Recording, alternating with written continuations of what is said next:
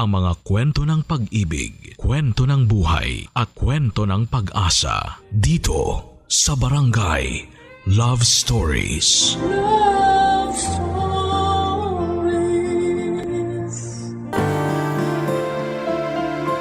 Sa dami ng pwedeng option sa paggawa ng desisyon sa buhay, minsan ay hindi natin maiiwasan na malito. At sa pagpili ng kung ano ang akala nating tama ay nagkakaroon pa rin ng issue. Issue na lalong nagpapagulo sa sitwasyon. Ikaw, kabarangay, ano nga ba ang mga bagay na nagpapalito sa'yo? Dear Papa Dudut, hindi na po ako magpapasikot-sikot pa.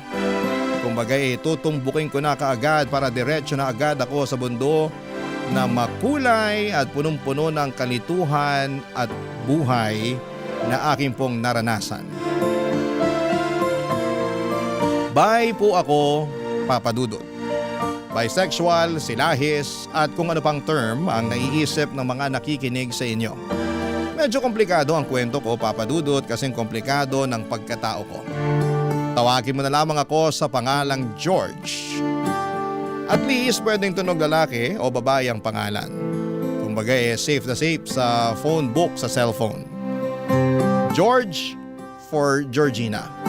28 years old ako ngayon at nangyari ang kwento kong ito ilang taon nang nakakalipas. Siguro naka-move on na talaga ako dahil kaya ko nang ikwento sa ibang tao ang pangyayaring ito ng buhay ko. Sabi ko wala na akong pasikot-sikot. Ang hahabaan ko rin pala ay intro ko. O sige na nga Papa Dudut, totoo na to ha. Office mates kami ni Sam at safe din no, pwedeng babae at pwedeng lalaki. Sam for Samuel. Sobrang close kami as in. Naging close kami dahil unang kita ko pa lamang sa kanya ay tumibok na ang bakla kong puso. Kaya gumawa talaga ako ng paraan para mapalapit sa kanya. Pinakilala siya ng isa sa mga office mate ko. Matangkad si Sam, tisoy, balbon. Yung tipong 2 araw lang na hindi mag-ahit ay may balbas na agad. Maraming nagkakagusto kay Sam, Becky man o girl. Na hindi naman nakapagtataka dahil makalaglag brief o pante. Panty, depende po siguro sa suot. Pero syempre hindi ako papakabog. Makikipagsabayan talaga ako. Kaya gumawa ako ng paraan para makasama ko si Sam sa isang inuman, Papa Dudut.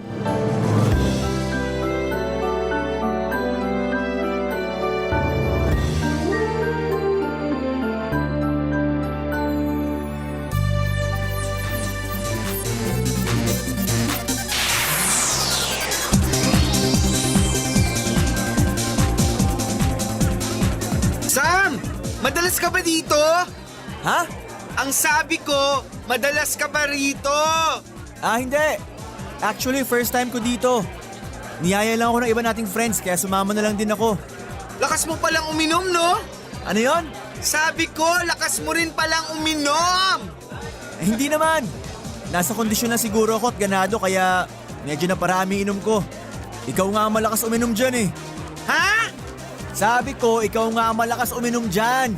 Alam mo, mas okay siguro kung sa labas tayo magkwentuhan. Iwan muna natin sila dito. Di tayo magkarinigan eh. Sige, tara.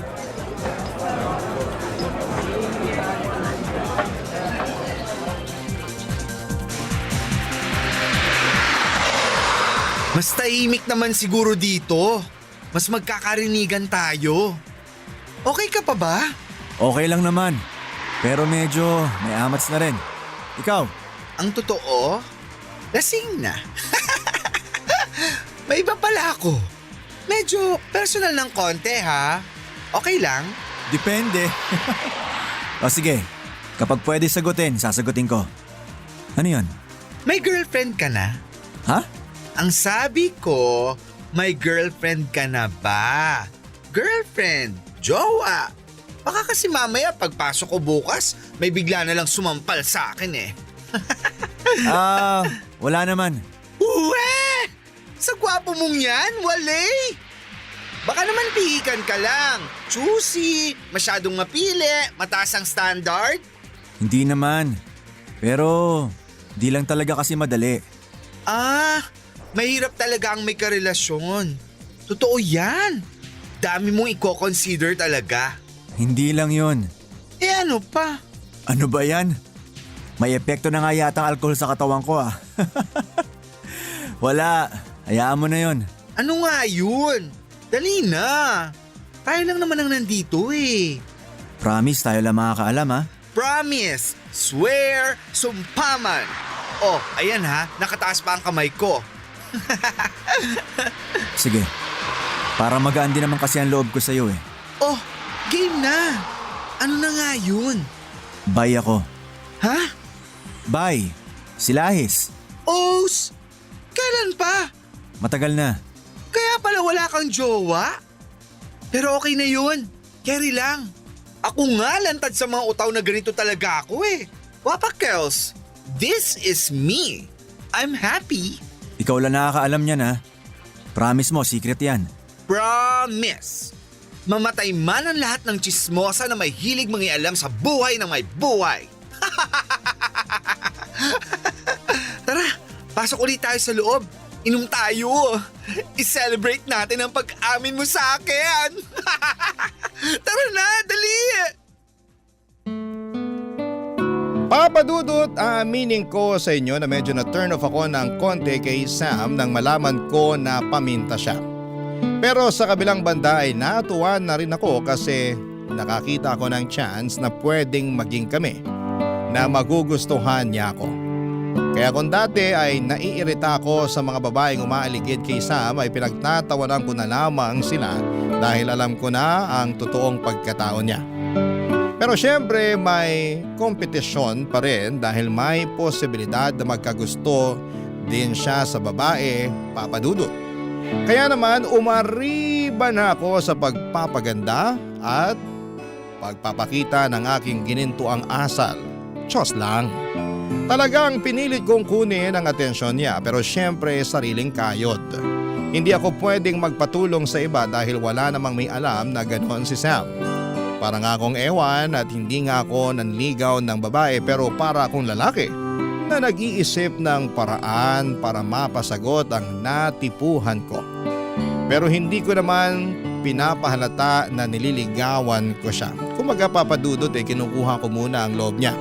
At kapag yon ang nakuha ko ay shoot sa banga ang beauty ko dahil hulog na siya sa aking mga bitag. At once na nabingwit ko siya ay wala na siyang dahilan para tumanggi pa. Ahamakin ko ang lahat, mapasa akin lamang siya at sisiguraduhin kong hindi siya magsisisi sa piling ko. Masyado bang mapusok, Papa Dudut? Well, ganun ako eh. Bigay todo. Effort to the max. At least, wala akong panghihinayanganan dahil ginawa ko naman ang lahat, Papa Dudut.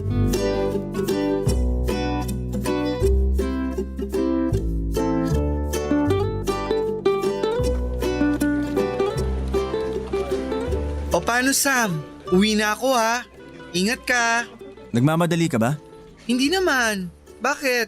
Doon muna tayo sa may table ko sandali. May tatanong lang ako. Okay, sige. Gora! Ano naman yun? At parang emergency meeting naman to? Kinakabahan naman ako sa'yo. Ano? Sabihin mo na, dali. Kala ko ba di ka nagmamadali? Pwede bang maupo muna tayo bago tayo mag-usap? Sure. O ayan, nakaupo na. Ano na yun? Game! Tanong ko lang ha. Bakit parang sobrang bait mo sa akin? Ganun naman ako sa lahat eh. Hindi eh. Nararamdaman ko, espesyal talaga ako sa'yo. Prangkahan na tayo. May gusto ka ba sa akin? Wow ha? Kung makapagtanong, masyadong diretso. Parang reporter lang ang peg. Yung totoo. Para kasing sa ginagawa mo, nililigawan mo ako eh. Hindi naman sa kakapalan ng mukha ha. Pero yun talaga kasi ang nakikita ko sa mga ginagawa mo sa akin. Ano ka ba? Paano mo naman nasabi yan? Malisyoso ka lang? Paano ba naman? Tinan mo mas nauunang matapos ang shift mo. Pero hinihintay mo ako hanggang makauwi ako. Nung birthday ko, nagpunta ka pa sa bahay at nagdala ng cake at wine. Kapag may company reports ako na hirap akong gawin, ginagawa mo. Nung nagkasakit ako, halos maya't maya tawag ka ng tawag sa akin para kumustahin ako. Dahil ayaw kitang papuntahin sa apartment dahil baka mahawa ka. Ilang beses ka nagpa-deliver ng pagkain para kamo lumakas agad ako. Tapos sasabihin mo, ganun ka sa lahat? Parang di naman eh. Yung totoo, George. Okay, sige. Teka lang. Iko-condition ko muna ang isip ko sa rejection na matatanggap ko sa'yo. Ha? Ano? Oo na. Gusto kita. Nung una pa lang kitang nakita, gusto na kita. Nagustuhan pa lalo kita nung umamin ka. O ano, sasabihin mo di mo ako type. Friends lang tayo dahil iba ang trip mo. O kaya ayaw mo muna makipagrelasyon.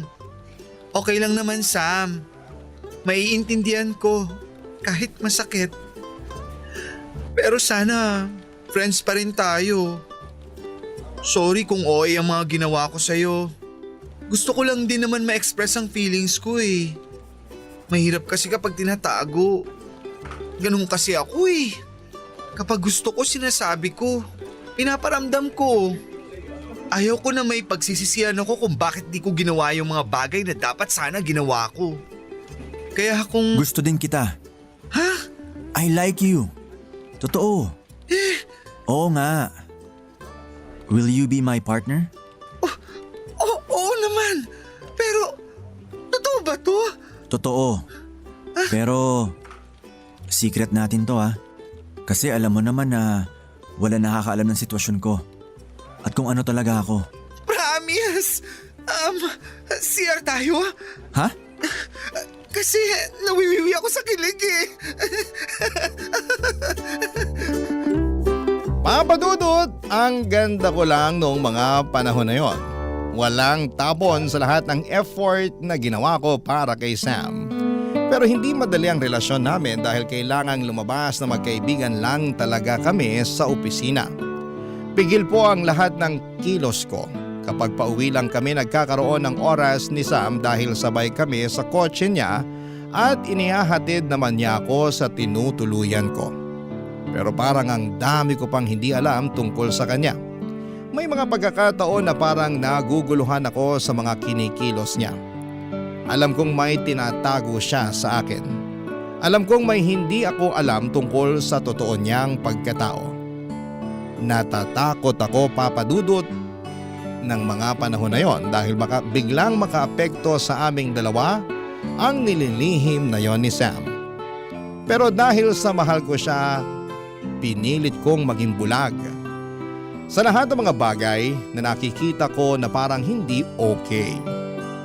Iyon ang hirap pag nagsisimula sa lahat ng lihim. Marami tuloy dapat itago. At ang mas mahirap lamang, Papa Dudut, ay parang sa akin mismo ay may sinesekreto si Sam. Dumarating nga ako noon sa tagpong hindi ako makatulog sa kakaisip kung ano ba talaga yon. Minsan naman ay magkasama kami pero parang wala ako sa sarili kasi natutulala ako. Napapaisip tuloy ako dati kung tama ba na makipagrelasyon ako sa isang tao na parang ang gusto ay patago ang lahat ng bagay. Siguro takot lang kasi talaga akong mawala sa akin si Sam. Takot ako na baka kapag may katotohanan lumabas ay magkahiwalay kami. Mahirap, nakakatakot pero kinaya ko dahil sa nararamdaman ko para sa kanya. Mahal ko kaya tiis-tiis talaga. Barangay Love Stories. Barangay Love Stories. Papa Dudut, ang dami kong tanong na alam kong si Sam lamang ang makakasagot. Tulad ng totoo bang wala pa siyang nakakarelasyon na iba? Bakit hindi niya kayang ilantad na kami? Bakit kailangang patago lahat ng kilos namin? Bakit hindi ako pwedeng basta-basta pumunta sa totoo niyang bahay bukod sa apartment? Lahat ng iyon, Papa Dudut, naglalaro sa isip ko. Para kung nasa isang game show na hindi ako sigurado kung mananalo ba ako. Para kung nasa isang sugalan na hawak ko na ang baraha pero wala pa ring assurance na nakalalamang ako. Ito yung feeling na walang security at napakahirap. Ilang linggo pa ang lumipas, pinagbigyan ko si Sam sa kung ano ang nakasanayan namin na setup.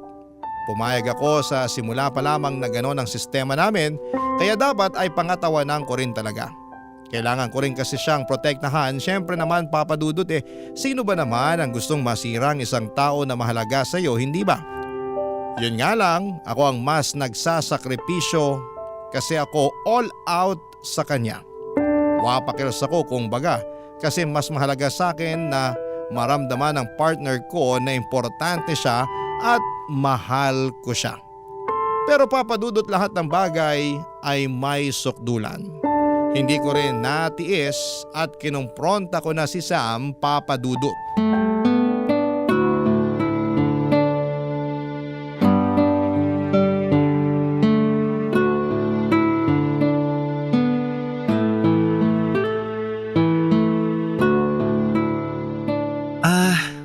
Sam, 5 months na tayo, di ba? Teka, 1, 2, 3, 4… Oo, 5 nga. Bakit? Magagalit ka ba kung magtatanong ako? Tungkol saan? Tungkol sa'yo. Tungkol sa atin. Kung ano na tayo. Unahin mo na yung sa atin. Ano yung gusto mo malaman? Ano ba talaga tayo? Sino ako sa'yo? Tayo. Ikaw at ako. Mahal kita, mahal mo ako. Yun, ganun. Ano ako sa'yo? Ano ba naman yan, George? O sige, yung tungkol na lang sa'yo kung ayaw mo nang sagutin ang tanong ko tungkol sa sarili ko. Kung ano ako dyan sa buhay mo. Anong tungkol sa akin? Sino ka ba talaga, Sam? Ano ba ang meron sa'yo na di ko alam? At bakit di ko pwedeng malaman? Mahabang kwento. Handa naman ako makinig. Kahit gaano kahaba. Gusto ko lang malaman ng totoo. Baka masaktan ka. Ayos lang. Okay lang. Kaysa naman magmukha akong tanga dahil wala akong alam. Makikinig ako. Sige na. Simulan mo na. George. Huwag ka na mag-isip ng magandang salita para maipaliwanag ang totoo. Sabihin mo ng diretso. Please. May kalivin ako. Lalaki? Bakla? O babae? Babae. Bakit ka ba nakipagrelasyon sa akin? Dahil sinunod ko nararamdaman ko. Alam ba niya? Hindi. Anong plano mo? Hindi ko pa alam. Nalilito ako. Habang buhay ka na lang bang magtatago? Gusto kong umamin. Pero di ko alam kung paano. Magpakatotoo ka. Kung kailangan mo ng tulong, tutulungan kita. Nahihirapan na rin ako, George. Ang hirap-hirap. Ipakilala mo naman ako sa kanya. Gusto ko lang siyang makita. Ipakilala mo ako as your friend. Ganun lang. Huwag na muna ngayon. Pero gagawa rin ako ng paraan. Hindi ko na rin kayang habang panahon na magkunwari. At pati ikaw nagsasakripisyo ng dahil sa akin. Okay lang ako. Mas okay ako ngayon dahil alam ko na ang totoo. Basta mahal kita. Alam mo yan. Dumaan muna tayo sa kahit anong resto bago mo ako iatid. Kain muna tayo. Hana. Papadudot, nasaktan ako sa sinabi ni Sam pero natuwa na rin ako dahil parang ako ang naging dahilan kung bakit niya hihiwalayan ang ka-live-in niya. Makasarili lamang ang drama, no?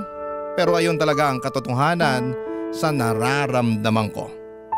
Medyo nagkaroon ako ng peace of mind, papadudot, matapos aminin sa akin ni Sam ang katotohanan. At least noong mga tagpong yon ay alam ko kung saan ako lulugar at kung ano ang sitwasyon naming dalawa. Pero mahirap pa rin masyadong umasa dahil baka bigla na lamang piliin ni Sam ang ka-live-in niya kesa sa akin. Siyempre silahis nga siya, may posibilidad na ma-inlove siya ng totoo sa isang babae. Pero habang hindi pa yon nangyayari ay susulitin ko muna ang pagkakataon na kami ni Sam. Oo nga at nalilito pa siya sa gagawin niyang desisyon pero alam ko naman na sa pagkalito niyang yon ay isa ko sa mga dahilan. Patunay lamang na may nararamdaman talaga siya para sa akin. Papa Dudut, pwedeng husgahan ng mga nakikinig sa iyo ang aking pagkatao o ang pagkatao namin ni Sam, pero ito lamang ang masasabi ko. Tulad ninyo ay may puso rin kaming tumitibok na marunong masaktan, matuwa at magmahal, at may utak din kami na nag-iisip at gumagawa ng desisyon. In short, tao rin po kami. Ilang linggo pa ang lumipas mula nang umamin si Sam na may ka-live-in siya na babae. Unti-unti na siyang nakabubuo ng desisyon at susunod niya na gagawin. Sinabi niya sa akin na aaminin na daw niya sa kanyang ka-live-in. Ay na lang ang itawag natin sa kanya. Sasabihin na daw niya kay Aya ang totoong pagkatao niya. Wala na raw siyang itatago dahil nahihirapan na rin daw siya sa sitwasyon kung nasaan siya ng mga panahong yon. Ang totoo, Papa Dudut, kinakabahan din po ako. Paano kung hindi siya pakawalan ni Aya? Paano kung gumawa ng paraan ng babaeng yon para huwag siyang hiwalayan? Paano kung magpanggap siyang buntis at pikutin si Sam, di ako ang mawawalan? Talo ako. Parang sinampal sa mukha ko na wala talagang laban ang katulad ko kapag babae ang katapat. Madalas naming pag-usapan ni Sam ang magiging plano. Sinabi niya na sumama na lamang ako kapag umamin siya dahil baka ang isipin daw ni Aya ay nagdadahilan lamang siya at ginagawa lang niyang dahilan ng pagiging bisexual niya. Hanggang isang araw ay nag-decide na kami na magpunta sa bahay kung saan nakatira si Sam at Aya, Papa Dudut.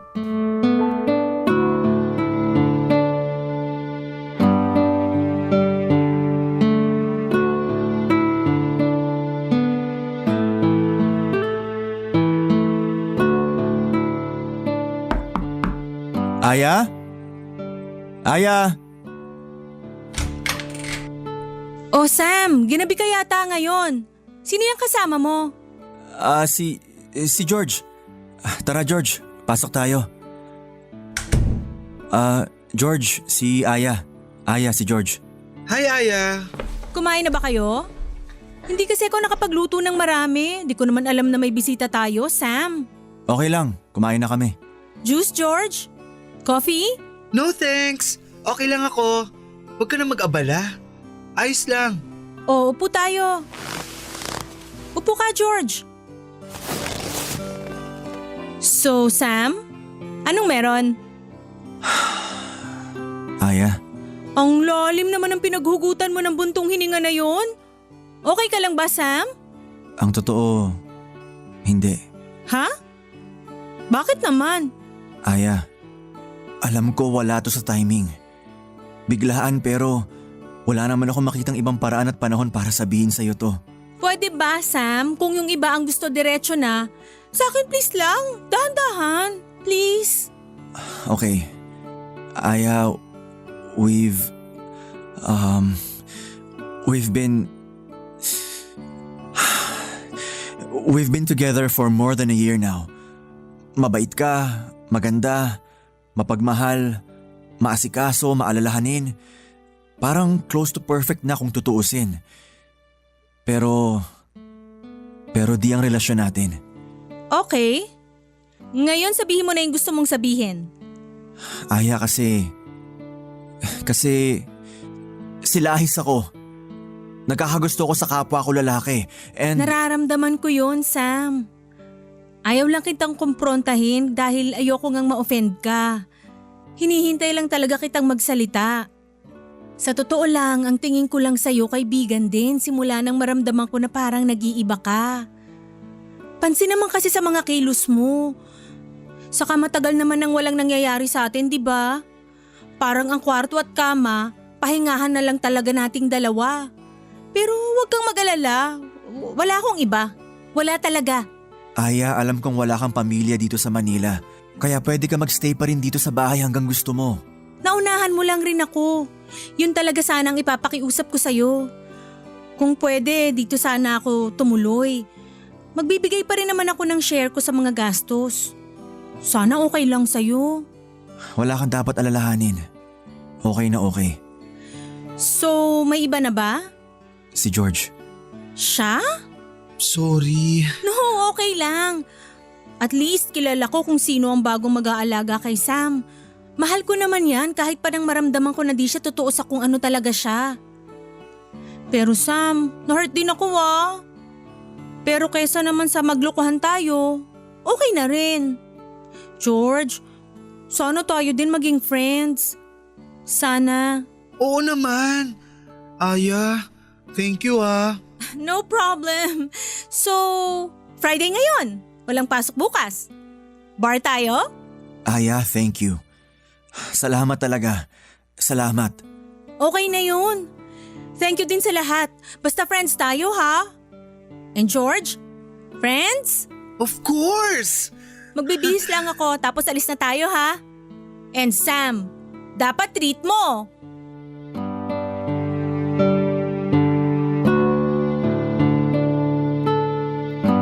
Papadudot, ang inakala namin ni Sam na magiging mahirap na sitwasyon ay biglang naging simple.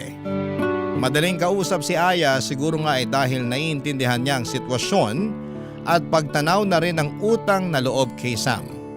Pagtanaw ng utang na loob dahil maraming kinuwento sa akin si Sam na noong gabi na lumabas kami para mag-bar.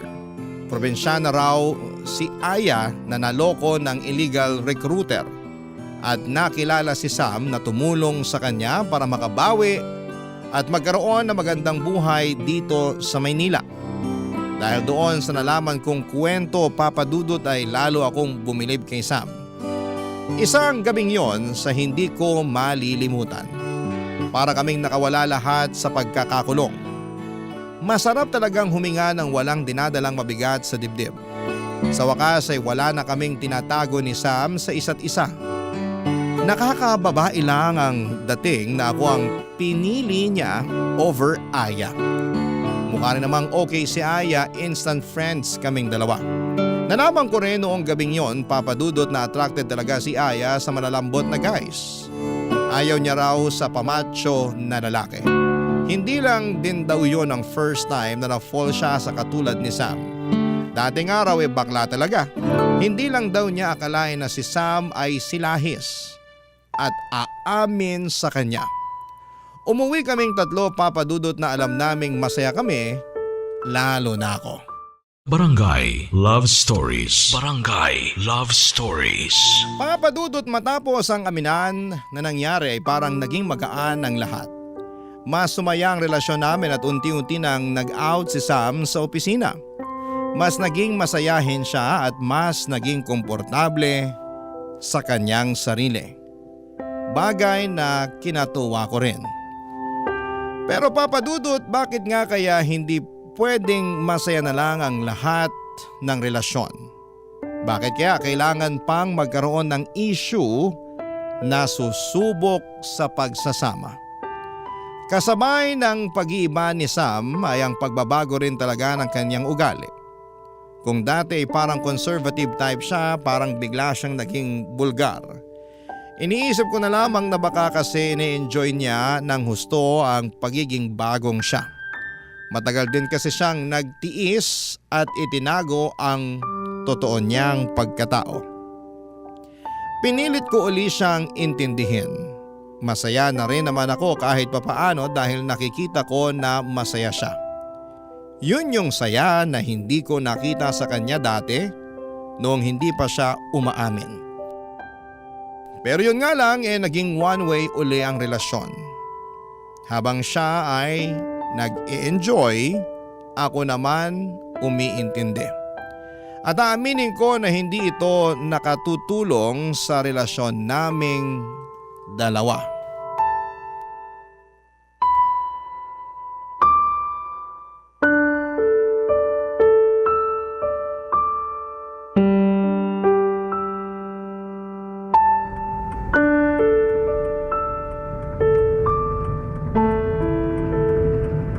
Sam, parang masyado ka naman yatang nagiging masaya.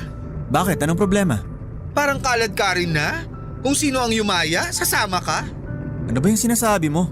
Huwag ka na magmaang-maangan pa, Sam. Putok na putok ang balita sa opisina na lumabas kayong dalawa ni Clint nung isang gabi. Sinabi ko naman sa'yo, di ba? Kasama si Rina at Dave. At iniwan nila kayo ng mas maaga. Pero anong oras ka umuwi? Madaling araw? Sobra naman yata ang kwentuhan nyo ni Clint. Madumi ka lang mag-isip, George. Dahil ang dumi rin ng ginagawa nyo. Akala mo ba di ko alam na sumisimple kayo ng usap sa opisina kapag lunch break? Akala mo di ko alam na bukod sa labas nyo nila Dave at Rina nung isang gabi ay madalas na kayong lumalabas ni Clint? Sam naman, kung lalaki si Clint, pwede ko pang sabihin na baka nagkakwentuhan lang kayo kapag magkasama. Pero bakla si Clint! Sam, bakla siya! At alam kong isa yun sa uhaw na uhaw sa'yo. Tama na, George. Tama na. Siguro nga, tama na. Nung kay Aya nun, natiis ko dahil alam kong babae siya. At wala akong laban dahil nauna rin siyang dumating sa buhay mo kesa sa akin. Pero yung ngayon, at sa isang bakla ka nakikipag... Naku Sam, parang yan ang di ko kayang tanggapin. Ang masakit pa nito, alam ng iba sa department nyo at department ko na tayo. Tapos di ka man lang nag-iisip na pwedeng mabalita ang ginagawa nyo ng hitad na Clint na yan? Ano ka ba Sam? Nasaan na ang utak mo? Nalipat na ba dyan sa loob ng pantalon mo? George, ang bibig mo, ha? Bakit? Nadudumihan ka sa mga lumalabas sa bibig ko? Buti ako salita lang lumalabas sa bibig ko. Eh ikaw, ano ang nasa bibig mo? Naku! Tama na, ha? Into mo ang kotse! Into mo sabi! Bababa ako! Into mo! Into mo! Ihahatid na kita sa inyo. Kaya kong umuwi mag-isa! O ayan! Sige! Mag-ingat ka na lang. Alam mo Sam, siguro nga babae ka. Hindi ka silahis kasi wala kang balls! Bahala ka sa buhay mo! Papadudot, gusto kong magwala sa loob ng kotse ni Sam. Gusto ko siyang sumbatan, pagmumurahin at sapakin. Parang lumalamang ang pagiging lalaki ko ng mga oras na yon. Pero kuhang-kuha naman niya ang kahinaan ko dahil sobra akong nasaktan. Ang sakit, Papadudot, dahil hindi lang pala lalaki o babayang kayang maging two-timer. At yon ang gustong gawin ni Sam sa aming dalawa ni Clint. Ang pagsabayin. Kahit pa sinasabi ni Sam na wala lang ang nangyari sa kanila ni Clint, ay hindi ko pa rin matanggap. Isipin mo naman kung may nangyari sa kanila at kung may mangyari din sa amin ay parang may nangyari na rin sa amin ni Clint. Buffet na ito, papi.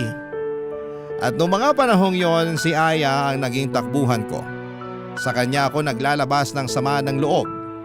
Siya ang handang makinig sa akin. Humihingi ako ng payo sa kanya dahil mas matagal niyang kilala si Sam kesa sa akin. Mas matagal ang kanilang pinagsamahan. Pero kahit na si Aya ay naninibago sa mga kinikilos ni Sam, nag-iba na nga raw ito. Hindi ko naman pwedeng sisihin ang sarili ko, Papadudot, dahil hindi ko naman siya tinuruan na maging ganon. Sa katunayan, ako pa ang pumipigil sa kanya para huwag niyang gawin ang mga bagay na hindi niya dapat ginagawa. Ilang araw ko na hindi kinakausap itong si Sam at si Aya ang madalas kong makakwentuhan. Kung minsan ay lumalabas pa kami para kumain o kaya naman ay para magbar. Papadudot, hindi ko maintindihan ang sarili ko pero may iba akong naramdaman kay Aya. Niyaya ko siya sa apartment ko at nagkainuman kami, Papadudot. May nangyari sa amin. Sa akin alam kong hindi lang dahil sa alak kung bakit ko ginawa yon, kundi dahil may nararamdaman na talaga ako para kay Aya. At sa tagpong yon, Papadudot, ako naman ang naguluhan. Lalong gumulo nang malaman yon ni Sam at nalaman niya ang sa amin ni Aya nang mahuli niya kami sa apartment na nagkikiss. Hindi siya nagsalita noon pero niyaya niya kami ni Aya na mag-usap.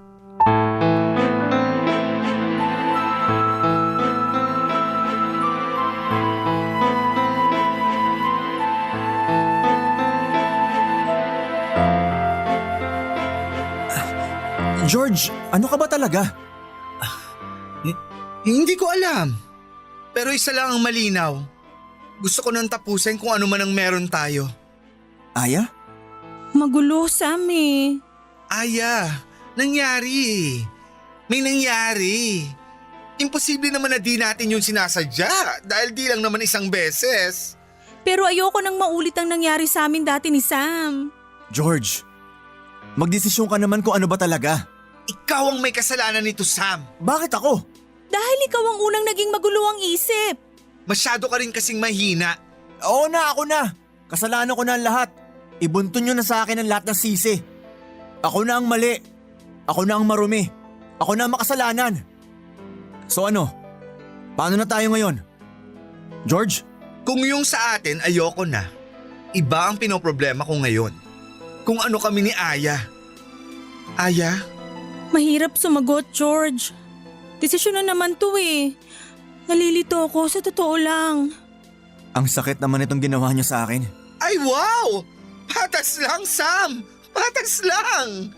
Lahat naman tayo nasaktan, di ba? Nasaktan tayo lahat. Sa iba't ibang paraan nga lang. Ano na? Ganito na lang. Hayaan na lang nating maging magulo. Maghiwa-hiwalay na tayo. Yun lang siguro ang makakapagpalinaw sa lahat. Sam, kung ano man na nangyari sa atin, hayaan na natin yun. Pero di ko malilimutan ang mga naitulong at nagawa mo para sa akin. George, mas maganda siguro kung hahanapin mo rin muna talaga ang sarili mo. Mahirap magpakabigla. Yung nangyari sa atin, malay natin kapag nahanap mo na ang sarili mo, magkatagpo uli tayo. Pero di muna siguro ngayon. Ang hirap naman ito. Ang gusto ko lang naman, mahalin ako. Ang gusto ko lang naman magmahal. Ang hirap naman maging masaya. Di naman ako madamot. Di naman ako makasarili. Pero sige, tama ka nga siguro, Aya. Siguro nga, magkanya-kanya muna tayo. Sorry. Sorry sa inyong dalawa. Papadudot, hanggang ngayon ay sariwa pa sa isip ko ang komprontasyon na yon sa pagitan naming tatlo. Ang pakiramdam ko ng mga tagpong yon, ako ang talong-talo. Ako ang dehado. Isipin mo naman, ang dalawang tao na binigyan ko ng puwang sa puso ko ay parehas na hindi ako kayang pangatawanan. Ang dalawang tao na gusto kong mahalin ay hindi kayang suklian ang kaya kong ibigay sa kanila. Papadudot, nag-decide na nga kaming magkanya-kanya na muna. Si Aya ay bumalik sa probinsya nila, si Sam ay nagpalipat sa ibang site at ako naman ay naiwan sa dating department ko. Mahirap pong mag-move on sa simula kasi dalawang tao ang pinipilit kong kalimutan, si Sam na pinangarap ko na maging kami at si Aya na may nararamdaman akong kakaiba.